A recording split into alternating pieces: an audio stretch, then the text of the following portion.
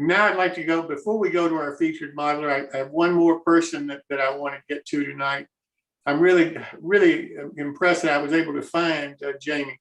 Jamie Bothwell, he is a specialist in underbody detail for passenger cars. Ah, yes. And you heard Bill talk about the article back in '67. I've read that article. I mean, it's amazing the kind of modeling that people did back in 1967. And frankly, what they created were just masterpieces in my mind. Mm-hmm. So Jamie's here tonight and is going to do a couple of sessions for us on underbody detail, and this is the first one.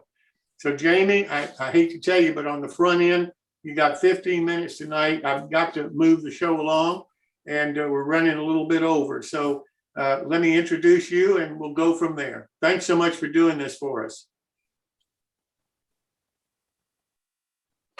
Hi, how you doing? I'm Jamie. So I got a PowerPoint ready to go if you figure out how to do that. Fantastic. Ed, can you help me? Go down to the bottom of the screen and you'll see it says share screen. Yep, got that part. What I'm worried about is can I play from start? Is that okay? Looks like it's going to work, huh? Yep. Okay, good. All right. So Jim's probably talking me up a little more than he should. I don't know, expert, but I've read a lot of books and I've taken a lot of pictures and I've crawled under a lot of passenger cars. So, now I'm actually learning some new stuff for this presentation, which I'll share with you when we get to that particular point. So anyway, first of all, this to me is one of the saddest things in the world here. I believe this car is actually the Rotary Club, but if you'll notice in this space, do you see that when I move my cursor? You guys see that? Okay. Yep. All this space under here was stuff that somebody took off. It's just, so anyway, this car is in the outskirts of Cleveland. It's in Berea, Ohio, but I believe even though it says Berean, it's actually the Rotary Club. Okay, so here's what these are the dates for my presentation so far. June 2nd, which is tonight, I'm going to try to cover brakes and heating. June 16th, I'm going to cover electrical. June 23rd, water, and June 30th, air conditioning. Notice nothing for next week. The guy that I operate his layout, he's going to go back to operations next week, and I'm the dispatcher, so I kind of have to be there. So anyway, and Jim has told me that if you guys are interested, we could do a few more. You'll notice the trucks are decidedly vacant there. So, that would be the next thing I would do is spend a week or two talking about trucks if people are interested beyond what I'll say in these four sessions. Okay. All right. So let's see. Why is this not? Okay. That'll work. Okay. So the eras, again, these are sort of broadly defined. Okay. I just sort of said, what could I do to, break this up? Again, as I said earlier, I was going to break it up by topic, but also, kind of by era. So what I'm calling the ancient era is anything, say, pre-1960, 1869, and then the wooden era, which is defined by the introduction of air brakes, the heavyweight era, which is defined by steel construction, the streamline era, which is lightweight cars, and then the modern day. I won't touch much on the ancient era because there just wasn't really a whole lot under passenger cars at that time. And I won't touch on the modern era because I just don't really know what's going on there. So, I'm sure all of the systems that I'm going to talk about are still there. I just don't know how they're presenting themselves, what parts are what entirely. I also hope to, in the weeks that follow, to go into the idea of, so you run into this car in a museum somewhere, what if it is real and what of it, what's original, like a tourist railroad. You find a car on a tourist railroad, how much of the underframe have they replaced and how much is the original stuff. I think Jim has me build as a what does he call it? A watch me build. And, I'm not going to be a watch me build so much as a, what are you looking at here? I'm trusting you guys to be smart enough to glue stuff onto the bottom of a passenger car, maybe drill a hole or two. So it's not going to be so much about me building and you watching as it is about like, what do you look for if you see photographs of these cars or, you run across one in a museum or a tourist railroad somewhere. So anyway, with that, Okay, so, in the ancient era, they had handbrakes. In the wooden era, they had what were known as the PM brakes and the LN brakes. In the heavyweight era, mostly the UC brake. The streamline era, they went to a D22 brake. And in the modern era, I have no idea what brakes they're using these days, but obviously the cars still have brakes. So here's your basic PM brake. Whoops, move my light here. You'll notice that it has an auxiliary reservoir. So basically one air tank. And then it has the brake cylinder. You see the train line there. And then they've got this is a P-type triple valve. So that's why it's called a PM brake. Okay, so moving along. We've got the LN brake. Okay, you'll notice that we've moved up to 2 reservoirs. So we've got an auxiliary reservoir and a supplementary reservoir. Not sure how auxiliary and supplementary are already different, but that's what they say. And then here you'll notice we've got the L triple valve. Yeah, so that's why it's an LN brake, because it's got an L triple valve. Again, the train line runner. Okay, so this is Rutland 260. It's in a museum in Connecticut somewhere. I forget the exact town. I want to say Watertown. I bumbled across this last fall. Sort of an interesting adventure, but I don't have time to detail that there. Here you see the brake cylinder, this guy right here, and then here you see an air tank, which I'm guessing it's connected to the brake because it's close. I'm guessing based on the picture that this would be a PM brake, because it looks like this. You can see this sort of round thing sticking out, and you see the one tank. But unless I were to get under there and really trace that, I don't know for sure. But, again, this is a car. You can see it's of wood construction. It's got a truss rod. So this would be very similar to the passenger car that we're building along right now. So, be very, very similar to that in construction to that. So, and again, I looked for some ideas about like, were there years that the PM and the LN brake were used? I haven't really found anything. If I find something in the next few weeks, I'll share that with you. Okay, so here we get to the UC brake. And so the UC brake was sort of like the standard brake of the heavyweight Pullman era. So again, heavyweight Pullmans, they started appearing in the early teens. I forget what the first steel Pullman exactly, but they basically were being built until the mid 30s. And then obviously they lasted into the 60s essentially, in use. So that would be the heavyweight and the lightweight, I'm sure, are the two that most of us are interested in. This is the UC valve. That's why the brake gets its name. You'll notice we're up to 3 brake cylinders now. Here's the brake cylinder itself. The brake cylinder is mounted on the car. It's mounted on the underbody of the car. But you'll notice that we've got let's see, there's a service reservoir. This guy over here is an auxiliary reservoir.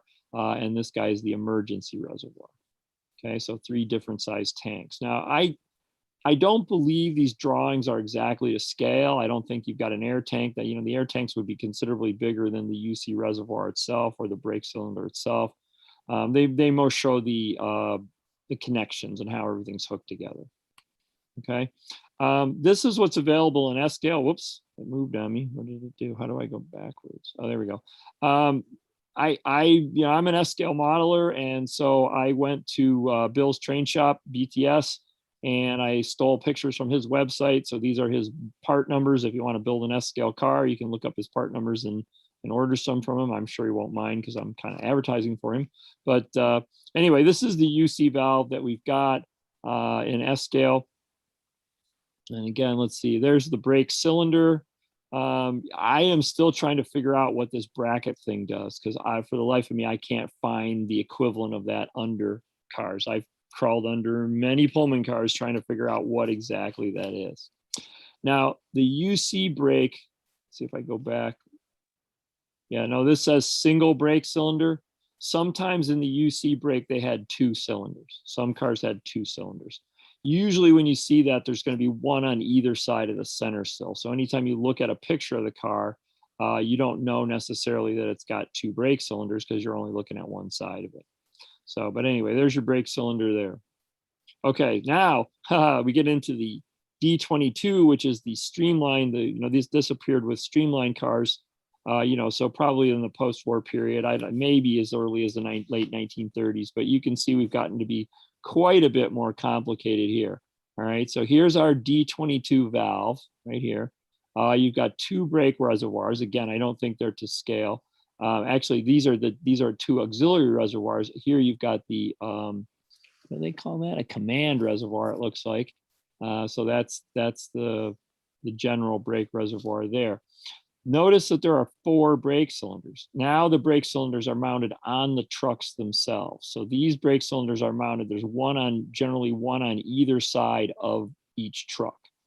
So, and then these guys here are called decellostats. Those are, it's a gadget that they hooked up to the wheel of the car. And if the car, basically what it would do is if they detected that the brakes had locked the wheels and that they were sliding, it would release the brakes, kind of like an anti-lock braking system in a car today. And the idea was that you wouldn't put a flat spot onto the wheel. So it could, that's basically what the decellostat did.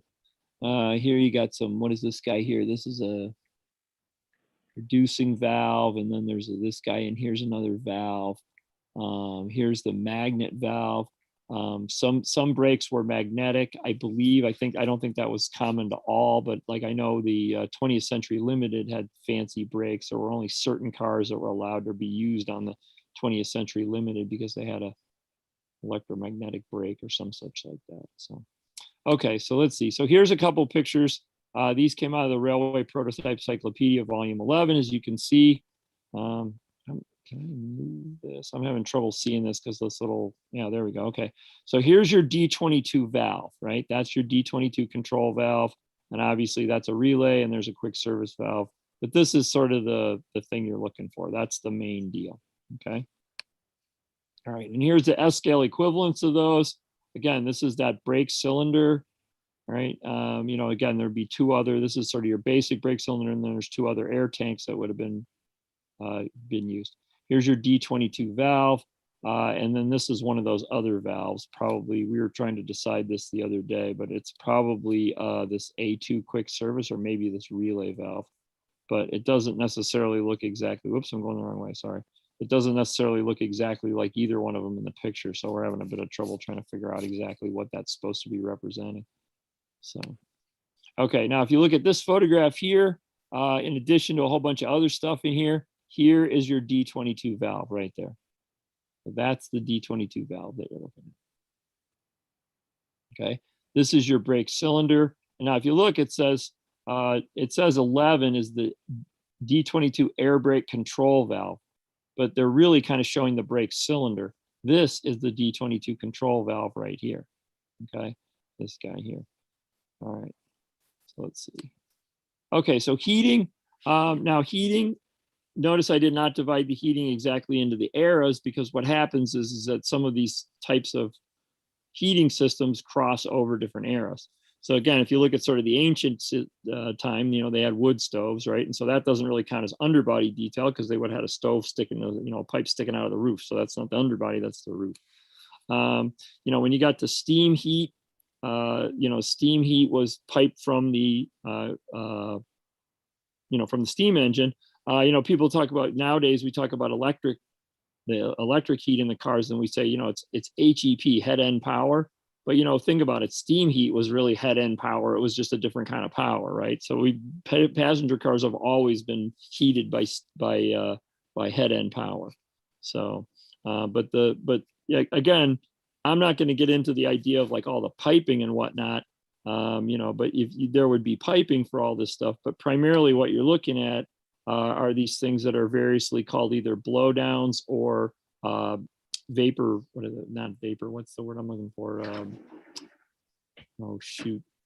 Steam traps. Steam trap. That's it. Thank you very much. Yeah, it's the steam trap, right?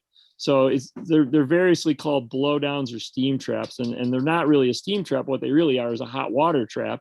The idea was that if there was any hot water in the system, it would fall down into this area and it wouldn't come out the radiator things and scald people.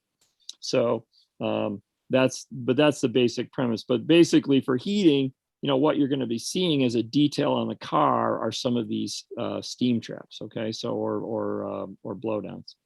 And again, in Estill alone, Bill's Train Shop sells 4 different kinds of these. And, they're all, here's one of them. Okay. That one I think probably looks the most like this one of any that he's got, but he's got several other ones, and trying to figure out, which one matches what you've got. Now, again, if you're buying Rapido passenger cars, he's already done most of this for you. And, that stuff's all there. Just the question of, whether it's right. But if you're putting your own stuff on, again, what is it that you're looking at? If you're looking at a car somewhere, what am I seeing? Okay. This car also, is this the end of my, yeah, that's the end of my show. This car also illustrates one of the small problems that you've got in this, that, in the way I'm trying to present this, is that, again, I put the generator on, and then I was like, oh, wait, I'm not covering electrical, but, this car's got a generator. The main use of the generators in later years was to run the air conditioners and, of course, the lighting, but this is a small generator that didn't have to put out a very large output, because this car has ice air conditioning. So these are ice boxes. Okay. So, but, like you look at the generator, like, how do I talk about generators without talking about air conditioners, or air conditioners without generators? So it's obviously several of these systems are interlinked or interconnected, but you'll just have to put up with me on that. This is the Central Park. It is in Northeast Pennsylvania at the, whatever they call that, the Central Railroad Museum or something. I forget the name of the little railroad museum they've got, but they've got a number of Pullman cars, and actually a couple of really nice lightweights that we'll see in a little while. So, but anyway, that's your basic heating. Like I said, what you're going to see from heating is going to be several of these things hanging down from the cars. Okay. Don't confuse them with toilet vents. Toilet vents are generally just sort of straight, whereas these are, or toilet chute, I guess I should say, not a vent, but a toilet chute, whereas these have this sort of a knob on the bottom of them. So anyway, that's what I've got for tonight. Again, if that seemed a little, let's see, if stop the share here. Okay. Question? So, I'd be happy to take questions. If that seemed a little fast and loose, I'm sorry. This is sort of my really busy time of the year at school right now. And, next week's, hopefully I'll be a little, or not 2 weeks, I'll be a little more organized. So anyway, thank you. So when they have, okay, so back on the wooden car, I think it was, where they had the U type of brakes. Okay. The UC probably would have been like a heavyweight, maybe. I mean, again, Okay. So you said they had 2 cylinders. Did they have 2 of the triple type valves? Is that valve that they have similar to a freight car triple valve? Yes. The UC valve is a triple valve. Okay, so would they, if they had 2 cylinders, would they have 2 valves? I don't believe so. I believe they ran both cylinders off the one valve. Okay. So Off the same line, just keep the line. Yeah. So they just ran, like the control came out of the UC valve, and it went out to 2 different brake cylinders. Okay. So, all right. And, again, for the wood cars, probably not. They probably only had 1 brake cylinder. And again, if I can find some information on when UC brakes sort of started replacing the other ones, or, again, I'm sure they, like you saw, that Rutland car still had its LN brake or whichever one it was, PM brake. But so I'm, some of them just, once they got it working, it didn't really matter. It was still an air brake, I guess. So. Right. All right. Thank you. Sure. Jamie, thank you so much for tonight.